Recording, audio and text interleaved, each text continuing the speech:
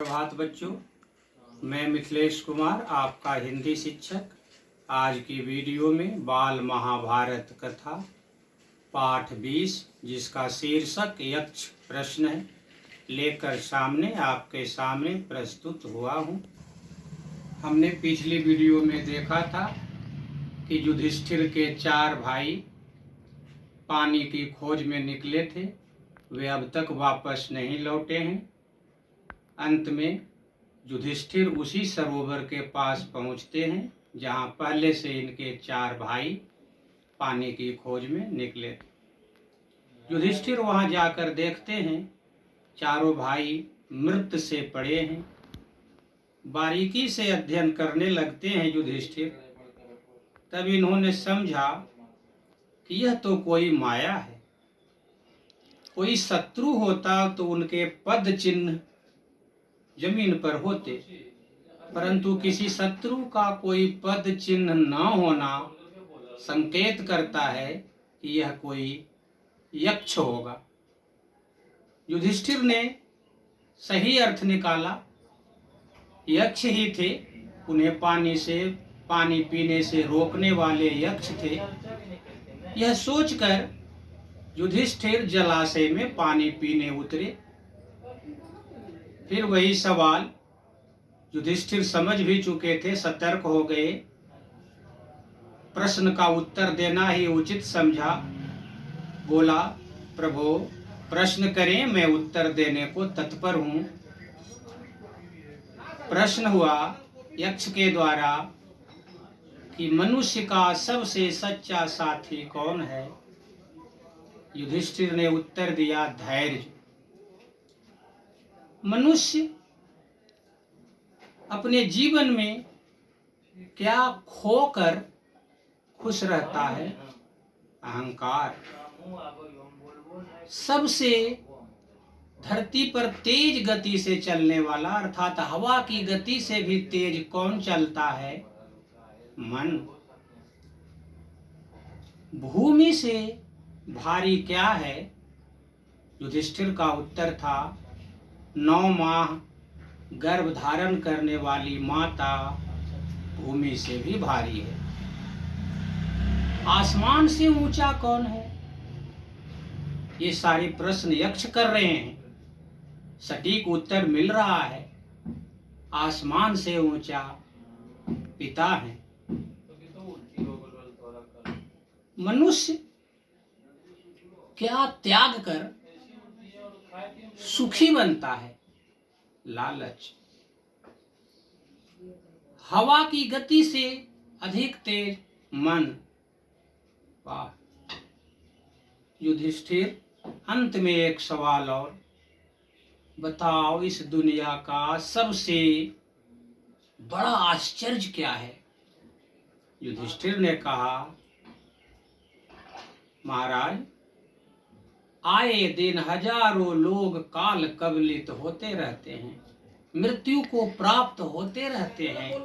फिर भी जब हमारे कोई परिजन की मृत्यु होती है तो हम बहुत आश्चर्य करते हैं, कैसे उनकी मृत्यु हो गई। जैसे कि कोई धरती पर अमर है।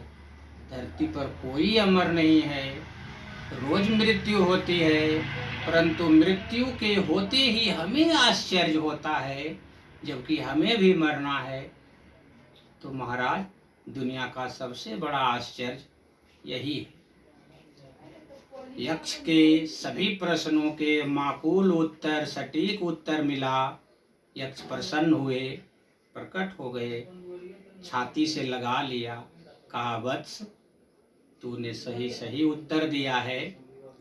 वरदान के रूप में मैं तुम्हें यह दे सकता हूं कि तुम्हारा एक भाई जीवित होगा।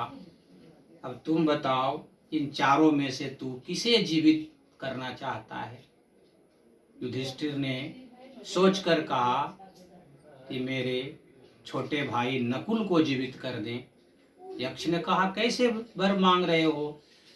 तुम्हारा सबसे शक्तिशाली भाई तो भीम है, उसे 10,000 हाथी का बल है। तुम भीम को जीवित न करके नकुल की बात कर रहे हो, क्यों? युधिष्ठिर ने कहा, कि मैं कुंती पुत्र हूँ, परंतु माद्री का भी एक पुत्र जीवित होना चाहिए। मेरे पिता की 2 पत्नियां हैं। कुंती का पुत्र युधिष्ठिर जीवित है, तो माद्री का पुत्र नकुल को जीवित होना चाहिए, ताकि दुनिया मुझे पक्षपात से रहित समझे। इसलिए यह उत्तर यक्ष को और चुभ गया। यक्ष ने कहा कि ऐसा चरित्र पृथ्वी पर तो देवताओं को भी दुर्लभ है। युधिष्ठिर, मैं तुम्हारे सभी भाइयों को जीवित करता हूँ। सभी भाई जीवित हो गए।